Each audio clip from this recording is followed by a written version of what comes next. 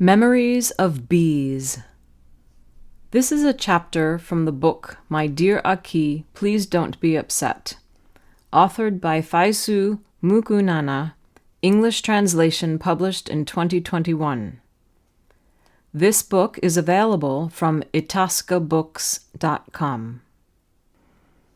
Every time I see a yellow flower, especially that tender, yellow little chrysanthemum, it reminds me of my hometown. In the mountains each year in May and June, clusters of wild chrysanthemum flowers blossom under the sun, generously releasing their fragrance. However, maybe they are too abundant. They are not sought-after flowers, and few people stop and appreciate them, except the hard-working honeybees, working together in hundreds, happily gathering their pollen. The buzzing sound from the bees' flapping wings can be heard at a distance. Their untiring endeavors will prepare them another year of good harvest, another winter worry-free. While watching the bees tirelessly toiling, I am thinking of the beautiful color of the honey they make from the pollen of these wild yellow flowers. Honey. Villagers in our community seldom raise honeybees. To harvest honey, one needs to wait for the spring season, after many kinds of flowers have already blossomed. Plum flowers are the first ones to bloom. The colder the weather, the more beautiful they become. The little bees are not afraid of the cold. As long as it's a nice day, they work energetically. Plum flowers are followed by, in order, prune, peach, and lychee flowers. In addition, there are flowers in the mountains from grass and trees according to the seasons, enough that there is abundant pollen for honeybees to collect. Thus, even after honey is harvested by humans, the tireless bees can continue to gather pollen and make more honey. People are as diligent as bees when they harvest honey. By the time the sun dries up the dew, worker bees begin to look for flowers. Early in the morning, when the sun is only shining on parts of the mountains, leaving other areas in shadow, one can easily see in the shadows the holes where bees are emerging. It doesn't take long to find the hives. This is the traditional method the Tsou people use to search for hives. They know the bees prefer to build their hives inside rock rifts or hollow tree trunks. It's not that the villagers aren't motivated to search for beehives. Who doesn't love sweet honey? Rather, their efforts are tempered by the profound understanding that bees and nature depend upon each other and maintain a homeostasis in ecology. It behooves humans to not disturb that vital interdependency. The Tsou know that honeybees are good for crops, flowers, and trees. When they accidentally discover a beehive while working in the mountains, then of course they will enjoy it. All honey tastes sweet, but its flavor varies depending on the seasons of the year.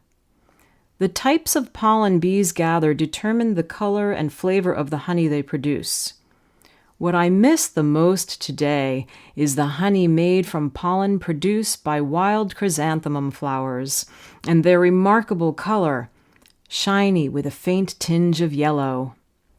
I still remember that indescribably satisfying sensation, holding a beehive loaded with honey, and that honey shining with that faint tinge of yellow, flowing to the palm of my hand and then between my fingers. That memory is still vivid in my mind. Royal jelly made from the pollen produced by the wild chrysanthemum is also tinged with yellow, its flavor richer than other kinds of honey.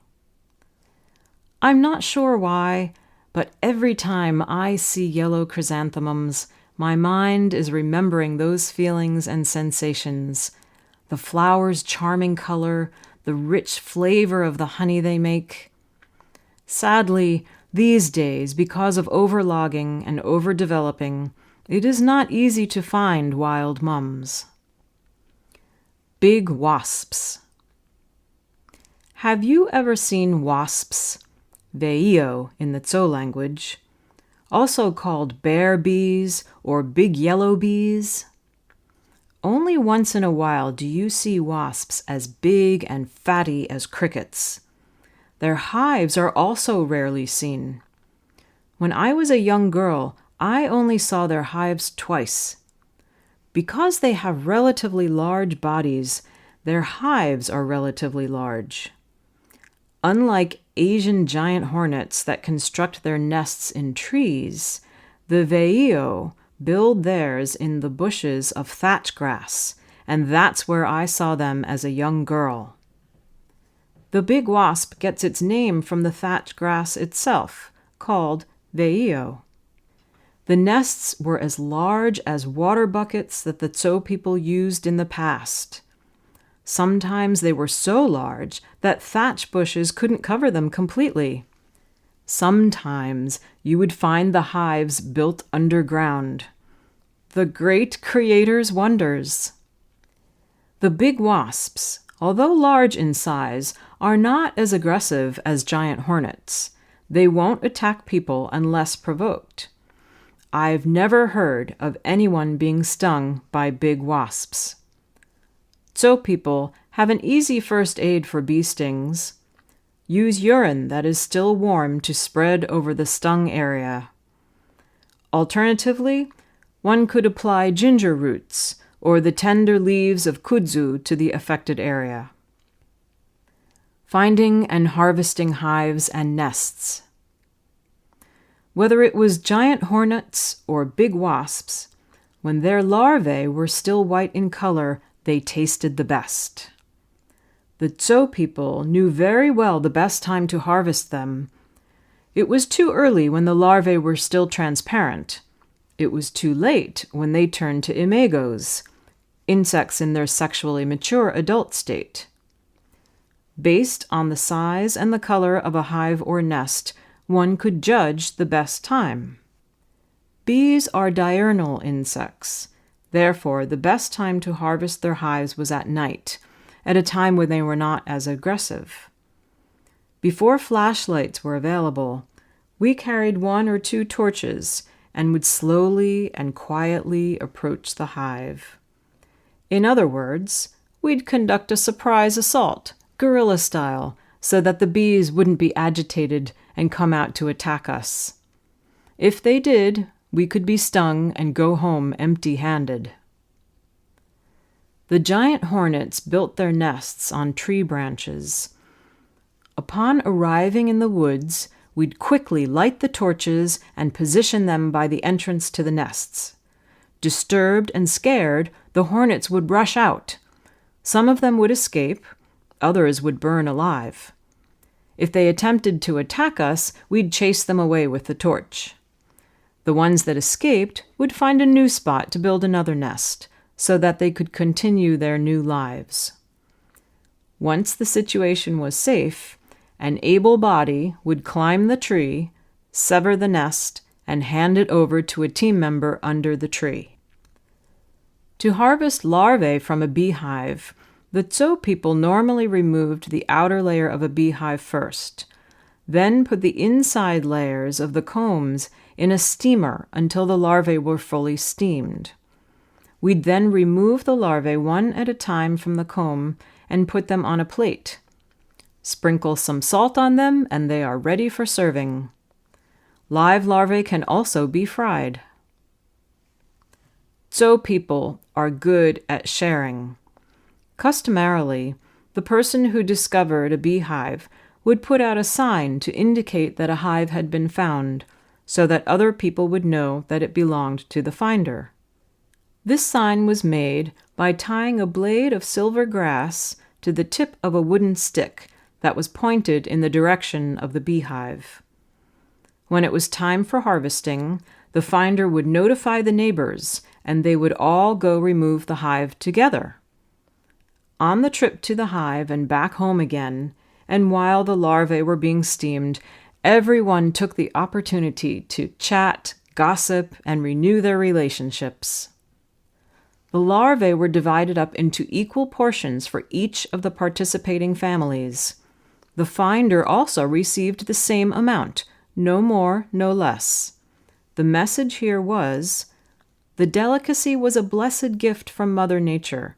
It was not farm-raised or cultivated by the finder or other humans. Even though larvae were nothing out of the ordinary, when the Tsou left for home, they walked with a heart as warm as torches.